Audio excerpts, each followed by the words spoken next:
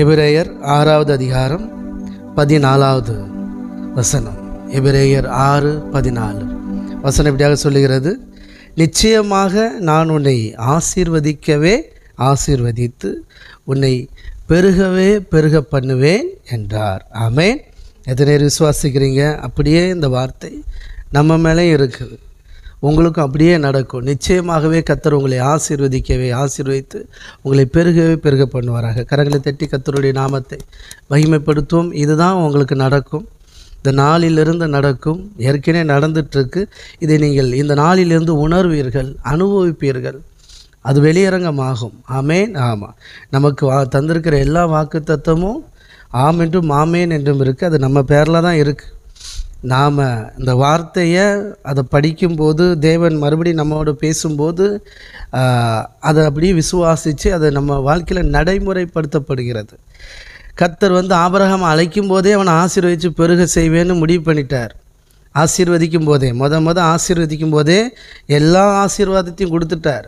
அப்பப்போ அவனுக்கு மொத்தமாக சொன்னால் தாங்க மாட்டான். அதனால தான் அப்பப்போ ரிலீஸ் பண்ணிகிட்ருக்கிறார். அப்படித்தான் எல்லா வாக்கு தத்துவமும் உங்கள் பேரில் தான் இருக்குது. மொத்தமாக அவ்வளோத்தையும் சொன்னோம்னா மறந்து போயிடும், நமக்கு தெரியாது. ஆமாம், அதனால் அப்பப்போ உங்கள் பேரில் தான் இந்த வாக்குத்தத்தம் இருக்குது. உங்களை ஆசீர்வதிப்பது தான் அவருக்கு பிரியம் அப்படின்னு அப்பப்போ ஞாபகப்படுத்துகிறோமே தவிர இது கிளிச்சோசியம் எடுக்கிற மாதிரி இது இந்த மாதத்துக்கு அந்த மாதத்துக்குன்னு கிடையாது. அதனால தான் சிலர் வாக்குத்தத்தத்தை குறித்து தப்பாக புரிஞ்சுப்பாங்க. என்ன வருஷத்துக்கு ஒரு வாக்குத்தத்தம், மாதத்துக்கு ஒரு வாக்குத்தத்தம்பாங்க. அது அவங்களுடைய நம்பிக்கை, இது நம்மளுடைய நம்பிக்கை.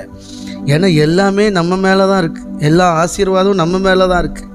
அதை நம்ம விசுவாசித்து பெற்றுக்கொள்கிறோம், அறிந்து கொள்கிறோம். இன்னும் சொல்லப்போனால் எளிய நடையில் சொல்லணும்னா அறிஞ்சிக்கிறோம். இதெல்லாம் நம்ம மேலே தான் இருக்கா.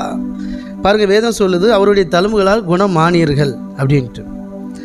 அப்போ குணமானது தெரிய மாட்டேங்குது. அதனால தான் ஆஸ்பத்திரி போயிட்டுருக்குறோம். தழும்புகளால் குணமானமா, இது என்ன வித்தியாசமாக இருக்கே. ஓ, அப்படின்னா இயேசு கிறிஸ்து என் பாவத்தை மன்னிச்சிட்டாரா? பாவம் மன்னிக்கப்பட்டால் வியாதி இருக்காது, தெரியும் இல்லையா உங்களுக்கு? இயேசு கிறிஸ்து வியாதியஸ்தர்களை சுகப்படுத்தும் போது முதலாவது உன் பாவம் உனக்கு மன்னிக்கப்பட்டது என்று சொன்னார். பாவம் போன உடனே வியாதி பின்னாடியே போயிட்டு, பாவமே போயிட்டு இனி எனக்கு என்ன வேலைங்க அப்படின்னு மூட்டை முடிச்செல்லாம் கட்டி கிளம்பிட்டு, அதை மறந்துடாதீங்க.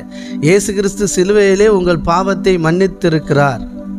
உங்கள் பாவத்துக்கு நீங்கள் பெற வேண்டிய தண்டனை எல்லாவற்றையும் கொடுத்தாச்சு, நிறைவேற்றி முடித்து விட்டார், சுமந்து தீர்த்துட்டார்.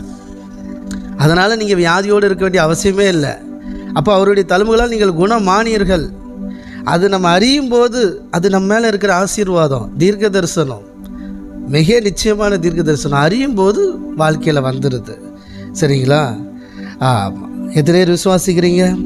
ஆமாம். நிச்சயமாகவே கர்த்தர் உங்களை ஆசீர்வதித்து உங்களை பெருகவே பெருக பண்ணுவார். ஏன், எப்படி அப்படின்னீங்கன்னா ஒரே ஒரு ஒன்றே ஒன்று தான். நம்முடைய தேவன் ஆசீர்வதிக்கும் தேவன். கையை தட்டி எத்தனை பேர் நம்புறீங்க? நம்முடைய தேவனுக்கு பேரே என்ன பேர் தெரியுமா? ஆசீர்வதிக்கும் தேவன். ஆவா, சரிங்களா? சொல்லுங்க கூட சேர்ந்து, ஆசீர்வதிக்கும் தேவன் என்னை ஆசீர்வதிப்பாரே. ஆசீர்வதிக்கும் தேவன் என்னை ஆசீர்வதிப்பாரே. துதி ஸ்தோத்திரம் இயேசுநாதா, துதி உமக்கே என்றுமே.